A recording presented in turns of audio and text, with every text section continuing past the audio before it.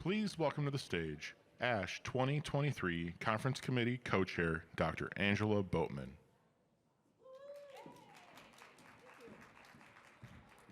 Thank you. Good morning, everyone. Thanks for being here bright and early on a Saturday morning. We have an amazing pair of keynote presenters this morning, so I promise you that this is worth waking up for. I am Angela Boatman, and I'm here to welcome you this morning and to introduce our two keynote speakers. I hope you are having a really fun and productive conference in Minneapolis. I am myself a proud Minnesotan, and I'm a former undergraduate at the University of Minnesota, so I am so particularly happy to be here. We are currently on the ancestral homeland of the Dakota Oyote people, the original inhabitants and stewards of the land and waterways of Minneapolis, Minnesota.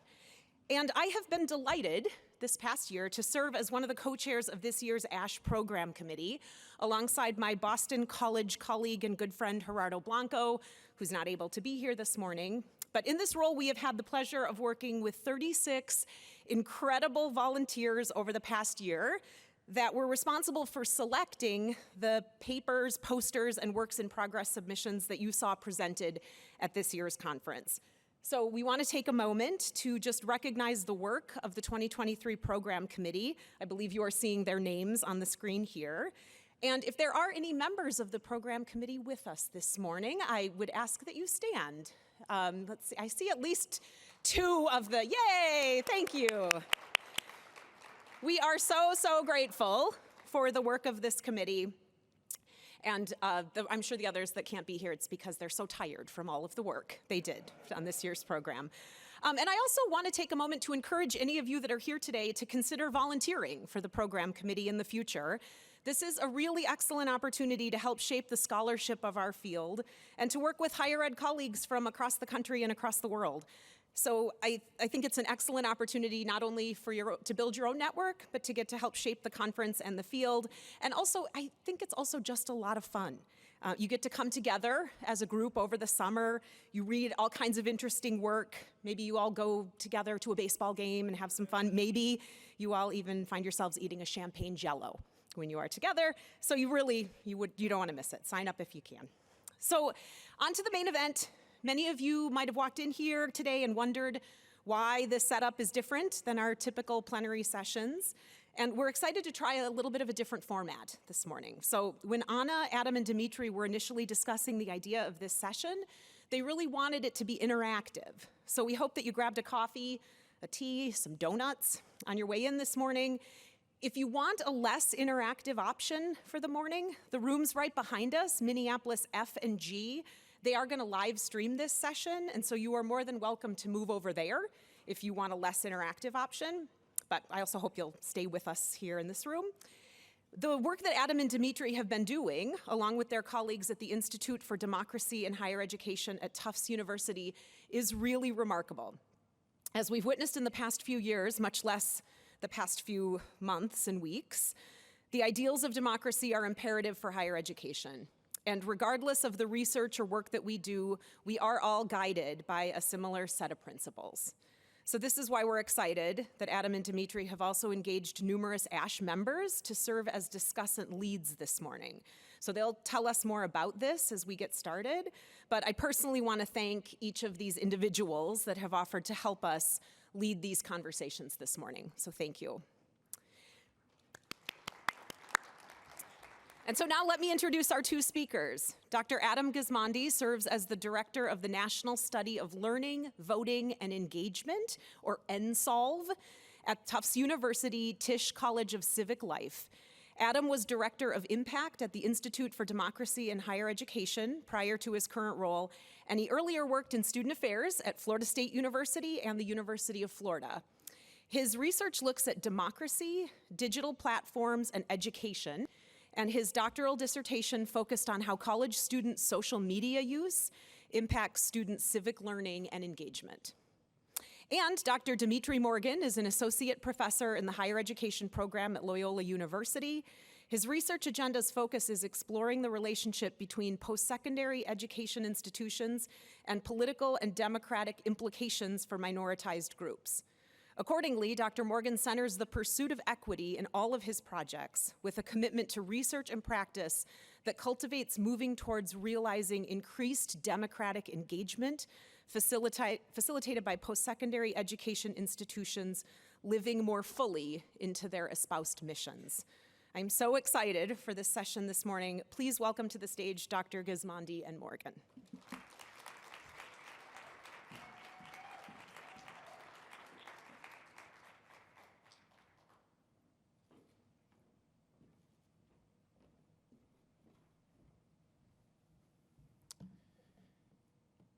Thank you for having us here today, and thank you for that introduction, Dr. Boatman. I'm Adam Gismondi, pronouns he, him, and I'm excited to be here with Dr. Demetri Morgan. Photo op. We thank you for sticking with us through the final day of ASHE, and thanks also go out to Dr. Martinez-Alaman and the entire ASHE team, the staff here, for a tremendous conference so far, and for this amazing invite. So we're here today to introduce a framework that we, along with some colleagues of ours, have been working on for quite a while. It helps us think about the role of higher education, in particular higher education researchers, in democracy. So this project came about, as Dr. Boatman mentioned, as a collaboration between several offices. The Institute for Democracy and Higher Education, which until recently was at the Tisch College of Civic Life at Tufts University, and is now at the American Association of Colleges and Universities, or AAC&U. Demetri and his team at Loyola, and it's been supported by the Lumina Foundation. Our office, IDHE, historically has centered our work in these areas: college student voting, campus climate for political learning, political equity, discourse and discussion teaching, and reinventing democracy. So it's from these founding principles that this work derives. We also do want to acknowledge and thank the other folks that have been on this project. Nancy Thomas, who founded the Institute for Democracy and Higher Education, Tori Calais from Loyola University, Chicago, and Norma Lopez, one of the scholars who's helping to facilitate discussions today, who's actually been on both teams of this project. So 76 years ago, President Harry Truman commissioned a report that examined the pivotal role of higher education within American democracy. This was on the heels of the end of World War II, and the resulting report advocated for crucial functions of community colleges, emphasized the necessity of augmented federal financial aid, including the GI Bill, underscored the significance of universities engaging in fundamental research and development, and highlighted the importance of a comprehensive general ed curriculum. This report, in many respects, laid the foundation for the contemporary higher education landscape that we currently navigate, work within, study, and aspire to enhance. At its core, the report argued that through these collective efforts, higher education could assume a central position in guiding the evolution of democracy toward defined aims or general ends.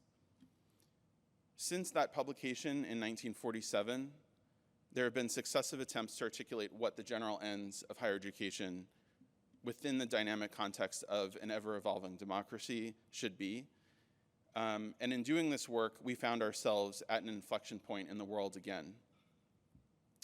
Amid multiple wars and domestic unrest, seeking not only to deliberate on what higher education's general ends should be, but also to explore how higher education's researchers can actively contribute to and shape these overarching objectives. But before setting off into group discussions today, we want to provide a little bit of background on how we arrived on the framework, and then we're going to go through the framework itself that we've created. So in 2014, Dr. Thomas was part of a team that created a framework, which was called Democracy by Design.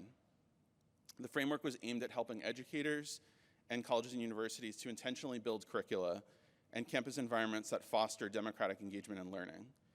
So that team of researchers identified 4 primary pillars that would make for an aspirational vision of US democracy.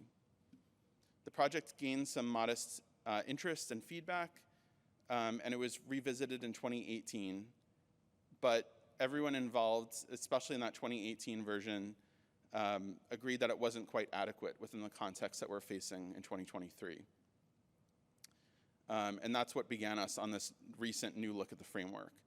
So the animating question for us then in this work, but also now, is what are the characteristics of an aspirational vision of democracy that provides us with a point on the horizon to work towards?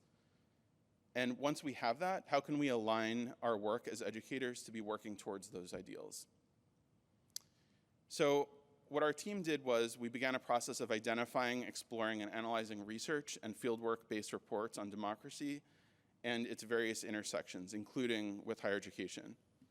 After a great deal of back and forth and debate, what resulted was this new framework, Democracy Redesigned.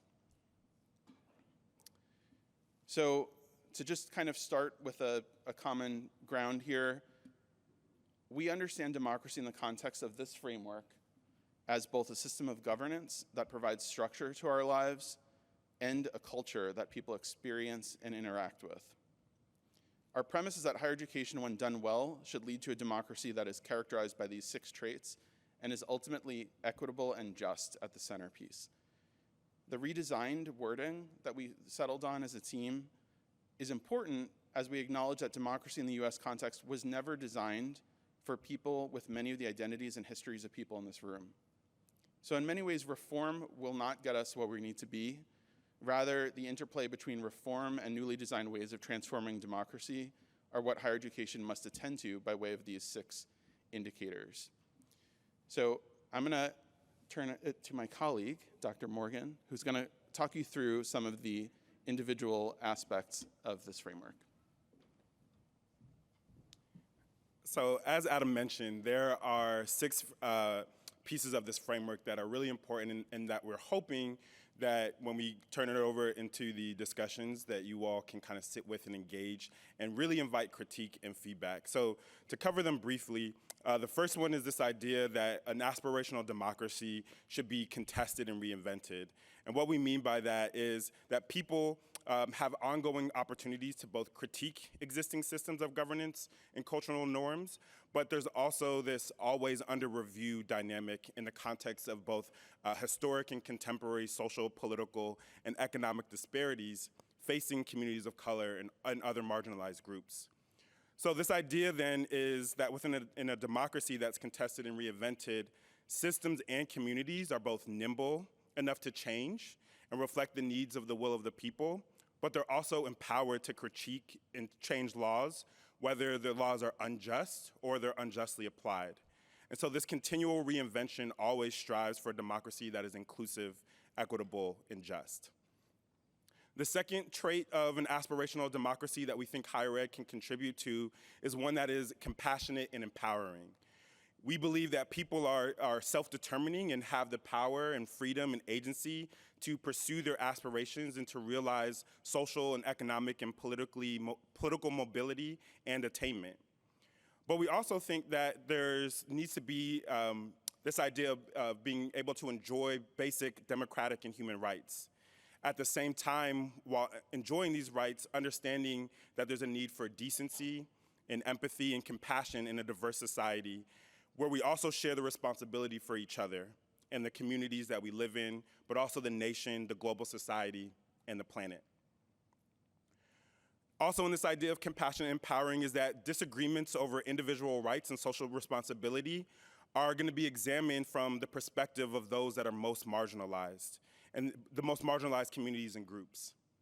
The aim is to value and respect individual rights and freedoms within a culture that values the needs and aspirations of others, and the collective prosperity and the common good.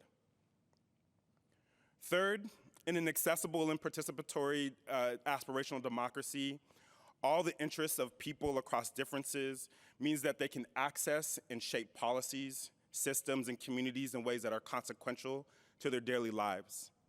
And that people with diverse identities, ideologies, and lived experiences see their identities and interests represented in the governing structures and communities that they operate within. In addition, expression and activism and social movements are designed to eradicate longstanding inequities and injustices that result in a meaningful structural and cultural change for a diverse and inclusive society. Next, and I hope this one resonates with everybody in the room, in an educated and informed democracy, everyone has equitable access to well-resourced K-12 and post-secondary education. They have accurate information, and they have a holistic historical narrative about democracy's strengths, but also its failings. In this aspirational democracy, barriers to education are removed. And then once in educational systems, students have opportunities to thrive, to apply usable knowledge, to develop a vocation, and to pursue their civic roles. Educational experiences are accurate and complete around the history of race in the US and other patterns of discrimination and exclusion.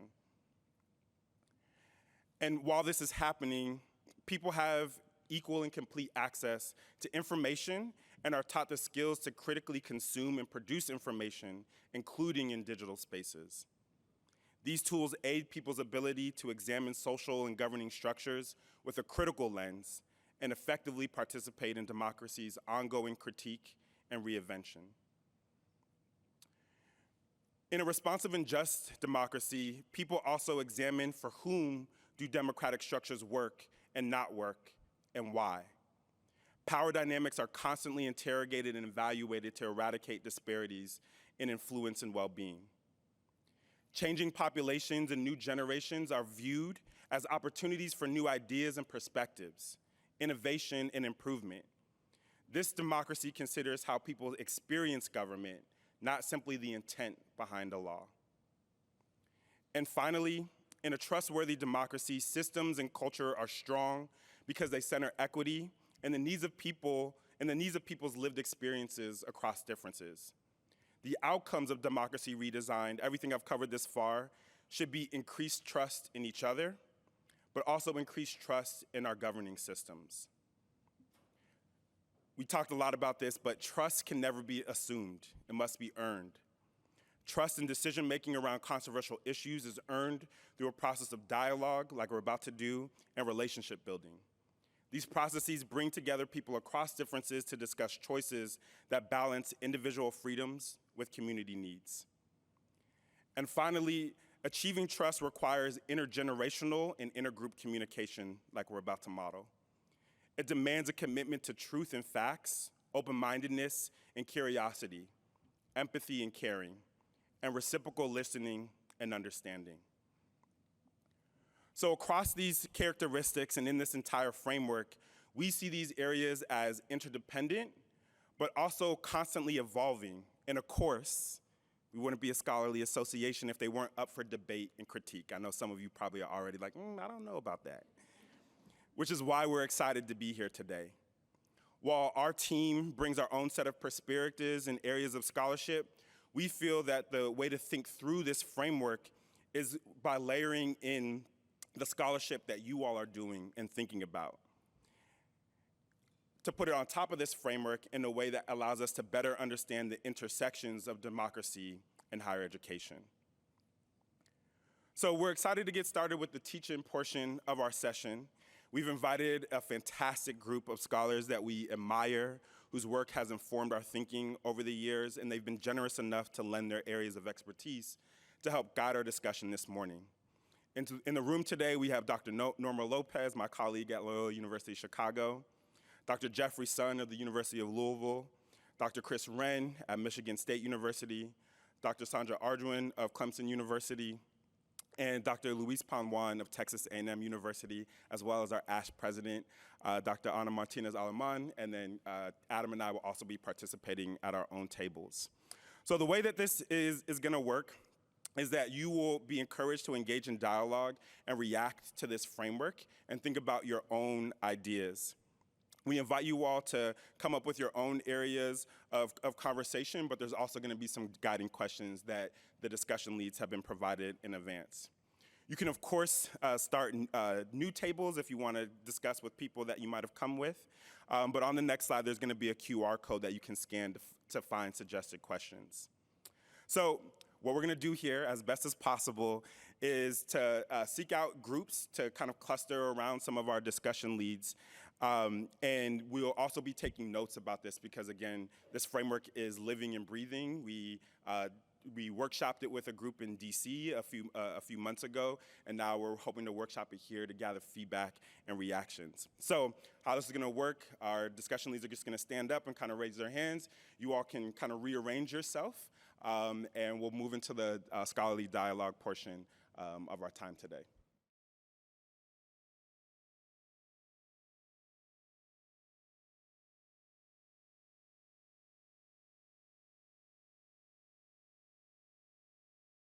I have the super unenviable task of breaking up what has been a really, really great dialogue. My table was amazing. We had a great conversation, and I'm hoping, and I saw the notes on the Google Doc coming in, so I'm really excited about that. So to wrap up this session, we just have a couple of resources that we want to share with you all. I can't emphasize this enough. We want to continue this conversation. Again, this framework is still in evolution. We're still workshopping it. I'm skimming the notes. There's so much good that's already there. So first, just want to say thank you to you all for engaging in this dialogue. We took a risk. Thank you so much to Dr. Martinez-Aliman for letting us have a conversation during a plenary when it's usually a speech. And thank you so much for everybody engaging. So Adam's going to come up and share a couple of resources, and really looking forward to continuing this conversation with you all. I just want to echo what Demetri said. Thank you so much. The conversations in the room were wonderful, and it was very exciting to track the notes that were populating in the Google Doc. I would encourage you, we can share afterwards. If you didn't get the link up there, we can certainly share it. If we can hop ahead one slide here, thanks. Demetri and I's email addresses are up here. Please feel free to email us directly with follow-up questions, additional thoughts you have, or to get back to that Google Doc, because one thing we talked about in our group is that this is a living process. This is a snapshot moment of this work that we see as constantly evolving, and so conversations like this are what animate that work, and we think that that this conversation will continue, and we hope to have it with you all. So yeah, thank you so much. Yeah, so we'll invite Dr. Boatman back up. Please welcome back to the stage ASHE 2023 Program Committee Chair, Dr. Angela Boatman. Thank you. Thanks. So thank you to Adam and Demetri for sharing this model with us and for allowing us to think about how this impacts our work. I don't know about your tables, but we had a really rich, engaging conversation that we were sad to see cut short. So we would like to still be having that conversation. We are just so appreciative of how thoughtful, careful, and how you help to really get us to think about how this affects our work, especially at the institutional level and the sector level, the industry level of higher ed.